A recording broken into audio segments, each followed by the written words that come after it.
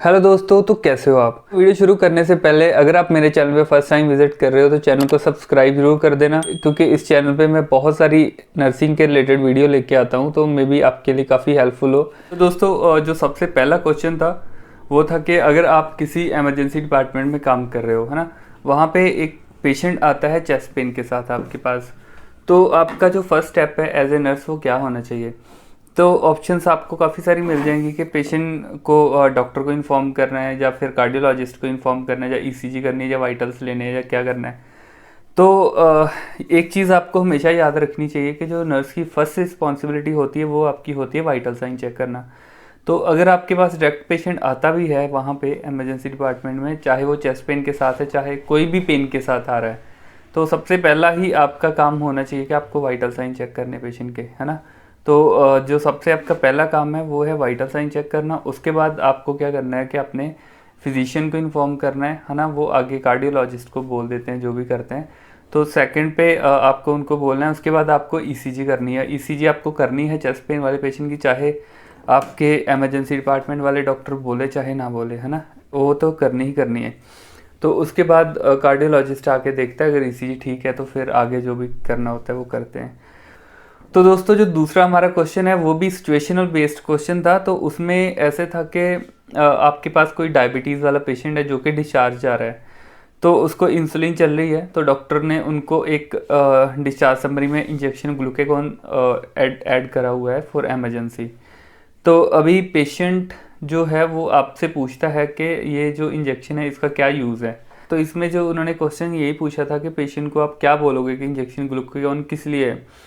तो ऑप्शंस उसमें भी आपको कंफ्यूज करने के लिए दिए होंगे, तो लेकिन आपको अगर पता है कि इंजेक्शन ग्लूकेगॉन जो हम यूज़ करते हैं वो इसलिए होता है कि जब भी पेशेंट को हाइपोग्लाइसीमिया हो तो हम पेशेंट को देते हैं, तो उसको आपने यही इन्फॉर्म करना होता है। तो वहाँ पे एक जो जिस पे लिखा होगा कि treat hypoglycaemia resulting from insulin overdose, तो ये वाला जो आंसर है इस पर आपको टिक करना है, क्योंकि आपको पता है इंजेक्शन ग्लूकेगॉन जो है वो हम हाइपोग्लाइसीमिया में देते हैं। तो दोस्तों, जो नेक्स्ट क्वेश्चन है वो भी इंसुलिन के बारे में ही है।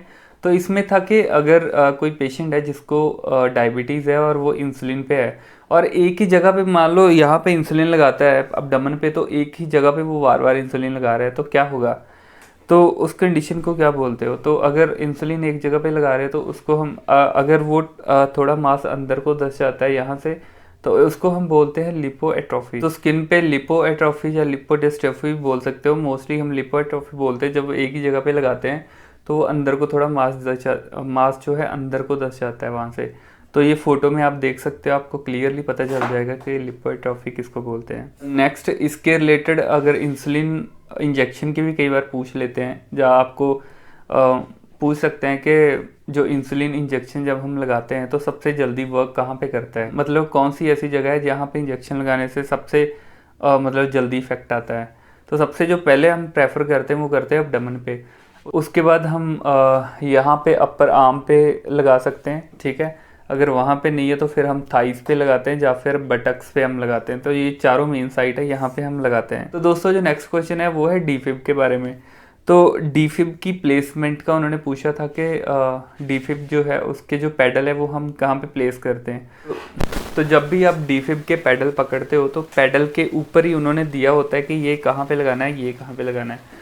तो जब आप उसको पकड़ते हो तो जो लेफ्ट हैंड वाला है वो आपको लगाना होता है पेशेंट के यहाँ पे राइट साइड पे। तो राइट साइड पे just beneath the collar bone, ये हमारी ये क्लेविकल बोन है, इसके जस्ट नीचे रखना है, ठीक है, राइट साइड पे।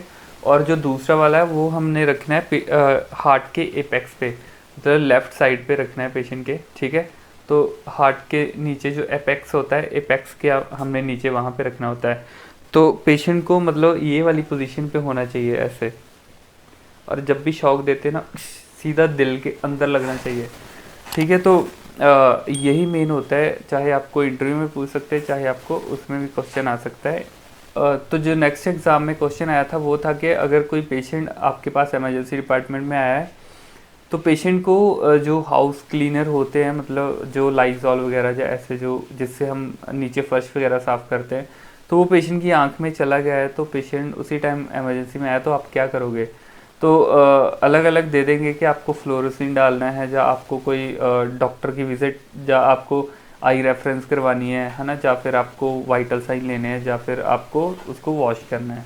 तो इसका जो राइट आंसर है, जब भी कुछ भी आंखों में चला जाता है तो हम क्या करते हैं कि पेशेंट को नॉर्मल सलाइन के साथ हमने इरिगेट करनी है आइज़ को रेगुलर 10 to 15 मिनट्स तक, जब तक आपके मतलब आइज़ वाले डॉक्टर नहीं आ जाते या जो भी है। तो जब भी पेशेंट आता है तो उसकी आइज़ को इरिगेट करना होता है नॉर्मल सलाइन के साथ। तो दोस्तों दूसरी चीज़ आपको पता होगा कि जब भी हम हॉस्पिटल सेटअप में आप काम कर रहे हो, वहाँ पे चाहे आप वार्ड में हो, आईसीयू में, कहीं भी हो, तो वहाँ पे बहुत सारे हैज़ार्ड्स मटेरियल रखे होते हैं।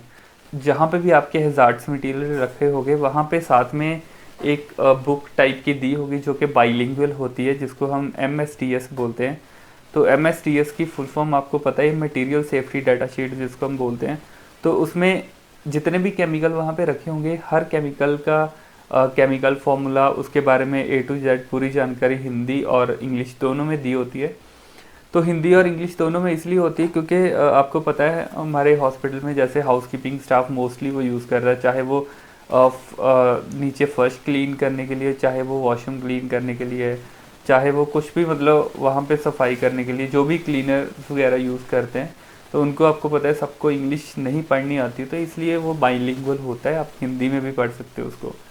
तो वहाँ पे भी यही लिखा होता है, मतलब जो भी स्पेसिफिक आपकी आँख में चला गया है, तो अगर किसी के भी आँख में जाता है तो उसी टाइम जो आपके साथ दूसरे स्टाफ होगा वो तुरंत उसको MSDS को खोलेगा। तो जो केमिकल आपकी आँख के अंदर चला गया है उसका नाम देखोगे और वहाँ पे सारा लिखा होगा कि जब भी आँखों में चला जाता है या कहीं भी इनहेल कर लेते हो या कुछ भी हो जाता है ना, तो उस टाइम पे आपको क्या करना है वो सारा उसमें दिया होता है। तो आपको क्या करना है, जस्ट उसको फॉलो करना है, तो उसी हिसाब से करना है। और वापस इस क्वेश्चन पे आए तो क्वेश्चन में भी यही था। तो इसमें नॉर्मल आपको नहीं पता कि उनकी आँख में क्या गया है, तो सबसे जो पहला काम है वो आइज़ को इरिगेट करने का, तो इरिगेट ही करना होता है नॉर्मल सलाइन के साथ। तो दोस्तों जो नेक्स्ट क्वेश्चन था वो था सीजर्स के बारे में। तो इसमें जो क्वेश्चन मुझे आया था वो था कि what is the wrong action during seizure. तो नीचे ऑप्शंस आपको दिए होंगे काफ़ी सारे, जैसे लिखा होगा कि फिजिशियन को नोटिफाई करना है, या फिर पेशेंट को रिस्ट्रेन करना है, या फिर पेशेंट को डाइज़पम देना है, एडमिनिस्ट्रेट करना है रेक्टली, ठीक है, या फिर साइड रेल को अप करना है। तो इसमें क्या होता है कि जब भी पेशेंट को सीज़र आते हैं तो ये सारी चीज़ें तो हम करते ही करते हैं, लेकिन इसमें लिखा था कि रॉन्ग एक्शन क्या है। तो सब इसमें जो रॉन्ग एक्शन है वो है रिस्ट्रेन। तो आपको पता है सीज़र वाले जो पेशेंट होते हैं उनको हम कभी भी रिस्ट्रेन नहीं करते हैं, क्योंकि पेशेंट की बहुत ज़्यादा इनवॉलंटरी मूवमेंट्स होती है सारे वॉलंटरी मसल्स की। तो अगर ज़्यादा हम उसको रिस्ट्रेन करेंगे तो ब्रेक होने के चांसेस होते हैं, तो इसलिए हम पेशेंट को कभी रिस्ट्रेन नहीं करते जब भी उसको सीज़र आते हैं। और जब भी पेशेंट को सीज़र आते हैं तो मोस्टली जो हम नॉर्मली क्या करते हैं, वैसे तो हमें फिजिशियन को बुलाना है तो फिजिशियन ही बताते हैं जो भी करना है, या फिर ड्यूटी डॉक्टर है वो आपको ऑर्डर देते जाते हैं कि इस टाइम पे ये करो ये करो ये करो। वैसे नॉर्मली हम जो करते हैं जब भी पेशेंट को सीज़र आते हैं सबसे पहले तो हम मिडाज़ोलम पेशेंट को देते हैं 2 या 3 cc, जितना भी रिकमेंडेड डोज होती है वो देना होता है। तो मिडाज़ोलम के साथ जो है उसकी ब्रेन की इलेक्ट्रिकल एक्टिविटी जो शुरू होती है वो थोड़ी सी कम हो जाती है, पेशेंट को मतलब जो सीज़र है वो कम हो जाते हैं, ठीक है। उसके बाद हम क्या करते हैं कि दूसरी चीज़ है कि पेशेंट को भी रिस्ट्रेन नहीं करना है, ठीक है। अगर पेशेंट बेड पे है तो साइड रेल अप करके रखनी है, ठीक है। उसके बाद पेशेंट को हम लेविपिल इंजेक्शन जो है 1 ग्राम वो देते हैं। तो किसी हॉस्पिटल में एप्टॉइन जो 1 ग्राम है, मतलब वो भी एज ए लोडिंग डोज हम देते हैं। तो एप्टॉइन 1 ग्राम जो है 10 एम्प्यूल होते हैं, मतलब 100 mg का 1 एम्प्यूल आता है। तो मतलब जैसे हमारे पहले वाले हॉस्पिटल में हम क्या करते थे कि लोडिंग डोज लेविपिल और एप्टॉइन देते थे, लेकिन कुछ हॉस्पिटल में नहीं भी देते एप्टॉइन, सीधा लेविपिल देते हैं। तो वो तो जैसे भी डॉक्टर ऑर्डर करता है तो उसी हिसाब से आपको देना होता है। तो दोस्तों यहाँ पे एक चीज़ मैं और क्लियर कर देनी चाहता हूँ कि बहुत सारे दोस्त हैं जो कि सीज़र, एपिलेप्सी और कन्वर्जन तीनों को एक ही चीज़ समझते हैं, लेकिन मैं आपको बता दूं कि ये तीनों जो है अलग अलग होते हैं। सीज़र अलग है, कन्वर्जन अलग है और एपिलेप्सी अलग चीज़ है। तो बहुत बार एग्ज़ाम में आपको क्वेश्चन आता है और हम कई बार गलती कर देते हैं इसी चीज़ के बारे में, क्योंकि हम ये तीनों को एक ही समझ लेते हैं। तो दोस्तों चलो मैं आपको शॉर्टली बता देता हूँ कि इन तीनों में डिफरेंस क्या है। तो दोस्तों सबसे पहले हमें मसल्स के बारे में देखना होगा। तो जो मसल है उसका आपको पता है कि अपनी बॉडी में 2 मसल्स होते हैं, एक इनवॉलंटरी होते हैं, एक होते हैं वॉलंटरी मसल। तो इनवॉलेंट्री में आपको पता है जैसे हमारे हार्ट के मसल हो गए या फिर हमारे डाइजेस्टिव मसल हो गए या फिर हमारे रीनल मसल्स हो गए, तो ये होते हैं इनवॉलेंट्री मसल, मतलब कि जिनके ऊपर हमारा कंट्रोल नहीं होता, ये अपने आप ही काम करते हैं। जैसे आपके हार्ट के मसल है, जैसे आपका दिल है जो धड़क रहा है, उसके ऊपर आपका कंट्रोल नहीं। अगर आप चाहो कि मैं अभी बंद करूँ इसको तो आप नहीं कर सकते हो, तो ना ही आप इसको अपने आप चला सकते हो। ये इनवॉलेंट्री मसल होते हैं। किडनीज है वो अपना काम करती जा रही है, रीनल है ना, और गैस्ट्रिक वाले है वो अपने आप ही, मतलब इसमें पेरिस्टालसिस मूवमेंट्स आ रही है, ये वो सारा मतलब जो भी होता है ये होता है इनवॉलेंट्री। तो एक तो होते हैं ये मसल, दूसरे होते हैं वॉलंटरी। वॉलंटरी मसल में आते हैं हमारे स्केलेटल सिस्टम। जैसे ये स्केलेटल सिस्टम जो भी है हमारा वो है वॉलंटरी मसल। अगर मैं चाहूँ मैं अपने हाथ को फ्लेक्स करूँगा तो ये होगा, अगर सीधा करूँगा तो होगा। तो पैरों को हाथों को हम अपने से फ्लेक्स कर सकते हैं। तो ये जिसके ऊपर आपका कंट्रोल है वो होते हैं वॉलंटरी मसल। ठीक है, तो मसल्स का आपको पता लग गया। अभी हम देख लेते हैं कन्वर्जन के बारे में। तो जो कन्वर्जन है वो है कि इसमें क्या होता है कि इनवॉलंटरी मूवमेंट्स होती है आपके वॉलंटरी मसल्स की। तो इनवॉलंटरी मूवमेंट्स मतलब कि जैसे हमारा ये स्केलेटल सिस्टम है, ये वॉलंटरी मसल है, तो इनकी इनवॉलंटरी मूवमेंट होने लग जाएगी, अपने आप ही मतलब मूवमेंट्स होने लग जाएंगी, जिसको हम बोलते हैं कन्वर्जन। ठीक है, तो कन्वर्जन का आपको पता लग गया। इनवॉलंटरी मूवमेंट्स या फिर बोल सकते हो involuntary contractions of your voluntary muscles. ठीक है, तो वॉलंटरी मसल्स आपको पता है हमारा स्केलेटल सिस्टम है, तो उसकी जब इनवॉलंटरी मूवमेंट्स होने लग जाएगी उसको हम कन्वर्जन बोलते हैं। तो दोस्तों नेक्स्ट आता है सीजर। सीजर की जो डेफिनेशन है वो है uncontrolled electricity of your brain. Brain के अंदर जब अनकंट्रोल्ड एक्टिविटी शुरू हो जाती है, इलेक्ट्रिकल एक्टिविटी शुरू हो जाती है, तब इसको हम सीजर बोलते हैं। तो दोस्तों उसके बाद आता है एपिलेप्सी। एपिलेप्सी का मतलब है रिकरेंट एपिसोड ऑफ सीजर्स।